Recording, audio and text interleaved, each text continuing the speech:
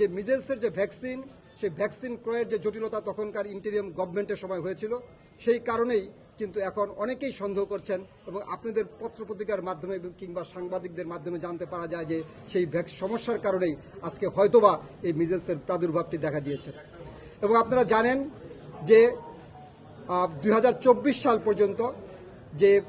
গাভীর মাধ্যমে এদেশের গভর্নমেন্ট সবসময় সেটি পেয়ে এসেছিল এবং তারপর থেকে অন্য একটি প্রতিষ্ঠানের মাধ্যমে কিন্তু সেই ভ্যাকসিনেশনকে ক্রয় করার জন্য কিন্তু বলা হয়েছিল। তাই এই ভ্যাকসিনেশনের যে সমস্যাটি, সেই সমস্যা শুধু সেখানেই নয়, এবং আমরা এটিও জানতে পেরেছি যে যারা ভ্যাকসিনেশন প্রোগ্রামটি বাস্তবায়ন করেন তারাও কিন্তু দীর্ঘ 1-1.5 বছর যাবতের উপরে তারা আন্দোলন করছেন এবং তাদের এই আন্দোলন করার কারণে কিংবা ট্রান্সপোর্টেশনের করার কারণে, অভাবের কারণে কিন্তু এই ধরনের প্রাদুর্ভাবগুলি সাধারণত দেখা দেয়। তাই আমি অনুরোধ করব, যারা এই ধরনের ভ্যাকসিনেশন প্রোগ্রামগুলোকে সাকসেস করেন, সাফল্যমণ্ডিত করেন, তারা যেন এই দেশের জনগণের দিকে তাকিয়ে তারা যেন এই ধরনের কর্মকাণ্ডগুলোকে জনগণের